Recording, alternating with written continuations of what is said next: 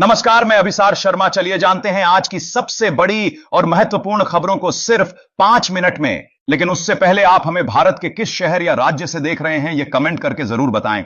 आज जो कहानी मैं आपको सुनाने जा रहा हूं वह सिर्फ एक मस्जिद की नहीं है, बल्कि यह कहानी है हमारे समय की उस भारत की जहां विकास और आस्था अक्सर एक ही सड़क पर आमने सामने खड़े हो जाते हैं। यह कहानी है अहमदाबाद की मंच मस्जिद की 400 साल पुरानी एक ऐसी इमारत जो न सिर्फ पत्थरों से बनी है, बल्कि अपने भीतर इतिहास, संस्कृति और आस्था की परतें समेटे हुए हैं। लेकिन अब वही मस्जिद एक ऐसे फैसले की वजह से चर्चा में है जिसने पूरे देश को सोचने पर मजबूर कर दिया है। क्या विकास के नाम पर किसी धार्मिक स्थल को छुआ जा सकता है? क्या यह जनहित है या फिर आस्था से छेड़छाड़?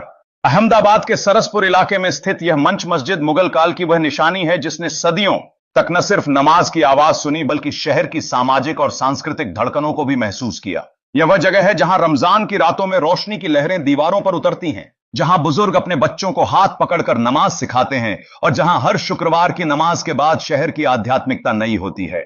लेकिन अब इस मस्जिद की जमीन के एक हिस्से पर नगर निगम की नजर है। अहमदाबाद नगर निगम ने कहा कि सरसपुर क्षेत्र में ट्रैफिक का दबाव लगातार बढ़ रहा है और सड़क चौड़ीकरण जरूरी है ताकि एम्बुलेंस, फायर ब्रिगेड और आम नागरिकों को राहत मिले।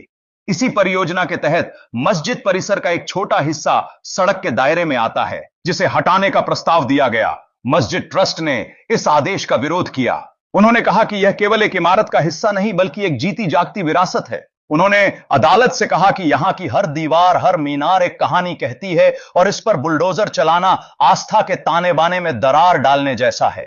मामला पहले गुजरात हाईकोर्ट गया। हाईकोर्ट ने सभी दलीलें सुनने के बाद कहा कि नगर निगम ने कानूनी प्रक्रिया का पालन किया है और सड़क चौड़ीकरण जैसी सार्वजनिक परियोजनाओं में संतुलन बनाना जरूरी है। कोर्ट ने साफ किया कि मस्जिद की मुख्य इमारत को छुआ नहीं जाएगा, केवल खाली पड़ी जमीन और एक चबूतरे का छोटा सा हिस्सा हटाया जाएगा। लेकिन मस्जिद ट्रस्ट इस फैसले से संतुष्ट नहीं हुआ और मामला सुप्रीम कोर्ट पहुंच गया। सुप्रीम कोर्ट की पीठ, जिसमें जस्टिस सूर्यकांत और जस्टिस जॉय मालियाबाग शामिल थे, ने इस पर लंबी सुनवाई की। अदालत ने गुजरात हाईकोर्ट के आदेश को बरकरार रखते हुए कहा कि यह कदम पूरी तरह जनहित में है।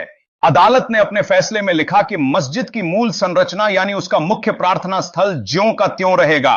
केवल वह हिस्सा जो खाली पड़ी भूमि में आता है और सड़क की योजना में बाधा डाल रहा है, उसे हटाया जाएगा। सुप्रीम कोर्ट ने यह भी स्पष्ट किया कि इस परियोजना में केवल मस्जिद ही नहीं, बल्कि एक मंदिर, एक व्यावसायिक प्रतिष्ठान और एकसीय संपत्ति को भी ध्वस्त करने की प्रक्रिया में शामिल किया गया है। यानी यह किसी एक धर्म या समुदाय को निशाना बनाने का मामला नहीं है। कोर्ट ने आगे कहा कि जब किसी शहर के नागरिक हित में कोई विकास परियोजना की जाती है और उससे किसी धार्मिक स्थल की पूजा या धार्मिक गतिविधि बाधित नहीं होती, तो इसे धार्मिक स्वतंत्रता का उल्लंघन नहीं कहा जा सकता। अदालत ने साफ किया कि संविधान का अनुच्छेद 25 जो धार्मिक स्वतंत्रता की गारंटी देता है, इस मामले में लागू नहीं होता, क्योंकि यहां विवाद आस्था का नहीं बल्कि संपत्ति और मुआवजे का है। जस्टिस सूर्यकांत ने टिप्पणी की सच्चा जनहित वह है जो पूरे समाज को लाभ पहुंचाए। जब किसी नागरिक परियोजना का उद्देश्य ट्रैफिक जाम कम करना और लोगों के जीवन को सुगम बनाना हो, तो उसे रोकना उचित नहीं। लेकिन मस्जिद ट्रस्ट की ओर से वकील वारिस शाह फरासत ने अदालत में कहा कि नगर निगम का आदेश किसी ठोस जनहित पर आधारित नहीं है। उन्होंने तर्क दिया कि यह दावा कि मस्जिद को कोई नुकसान नहीं होगा पूरी तरह गलत है। उन्होंने कहा कि मंच मस्जिद एक 400 साल पुरानी विरासत है और उसके मंच या चबूतरे का हिस्सा हटाना उसके स्थापत्य स्वरूप को प्रभावित करेगा।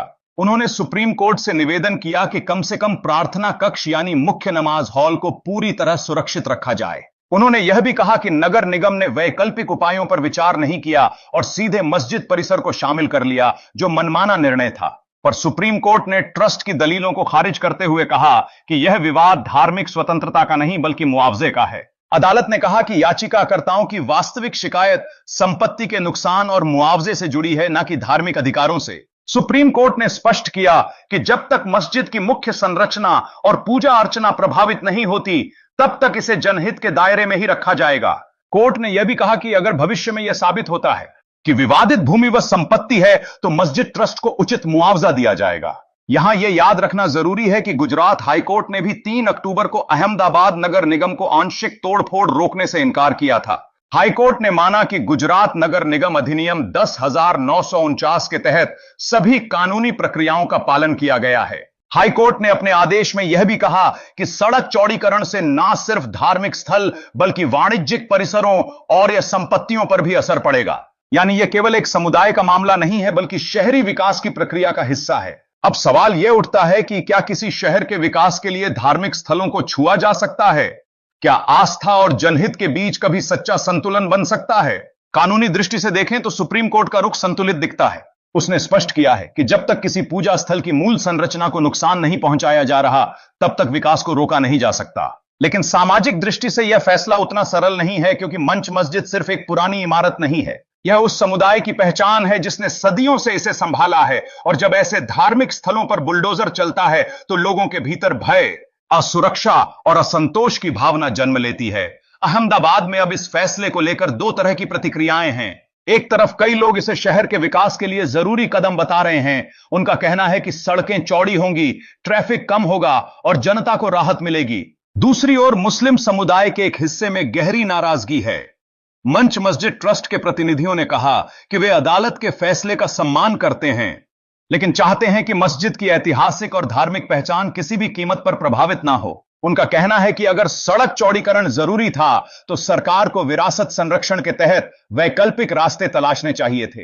वहीं अहमदाबाद नगर निगम के अधिकारी कहते हैं कि इस परियोजना का उद्देश्य किसी धार्मिक स्थल को नुकसान पहुंचाना नहीं, बल्कि सार्वजनिक हित में ट्रैफिक जाम को कम करना है। उनका कहना है कि सरसपुर इलाका शहर के सबसे भीड़-भाड़ वाले हिस्सों में से एक है और वहां चौड़ी सड़क से लोगों की सुरक्षा और सुविधा दोनों बढ़ेंगी। कानूनी विशेषज्ञों का मानना है कि सुप्रीम कोर्ट का यह फैसला आने वाले वर्षों में एक मिसाल बनेगा। यह फैसला यह दिखाता है कि अदालत अब धार्मिक विवादों को केवल आस्था बनाम विकास के रूप में नहीं देख रही, बल्कि वह उन्हें कानूनी और व्यवहारिक दृष्टिकोण से परख रही है। अदालत का तर्क यह है कि पूजा स्थलों की सुरक्षा के साथ साथ शहरों के विकास की जिम्मेदारी भी उतनी ही आवश्यक है। लेकिन सवाल वही है, क्या भारत जैसे देश में जहां हर कोना किसी न किसी धार्मिक भावना से जुड़ा है, वहां विकास और धर्म के बीच असली संतुलन कभी संभव हो पाएगा?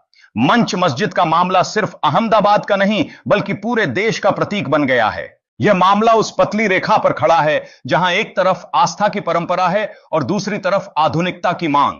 सुप्रीम कोर्ट का फैसला कानूनी रूप से मजबूत है, लेकिन भावनात्मक रूप से इसने कई दिलों में सवाल छोड़ दिए हैं। शायद यही भारत की सच्ची तस्वीर है, जहां बुलडोजर सिर्फ ईंटों को नहीं गिराता, वह यादों को भी हिलाता है।